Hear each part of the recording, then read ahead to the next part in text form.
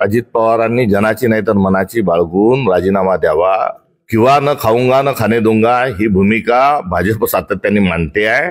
मात्र आता हम भी खाएंगे तुम भी खाओ यावर ते गेलेले आहेत हे यातून स्पष्ट होत आहे।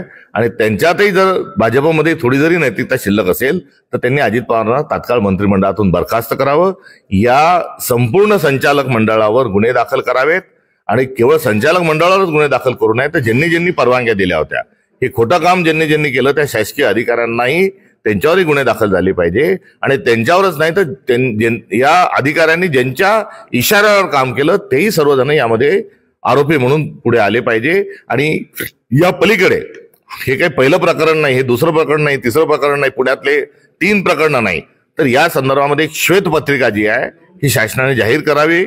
आणि सरकारच्या जमिनी किती लाटल्या, वतनाच्या जमिनी किती व्यवहार झाले, खरेदी झाल्या, हस्तांतर झाले, एवढंच नाही तर भाजपचं कार्यालय जे आहे तेही कोणत्या जमिनीवर, या सर्वाची श्वेतपत्रिका ही तात्काळ देवेंद्र फडणवीसांनी जाहीर करावी। आणि पुढच्या नागपूर हिवाळी अधिवेशनामध्ये संपूर्ण 1 दिवस या श्वेतपत्रिकेवर चर्चा करावी ही असणारी काँग्रेसची भूमिका आहे।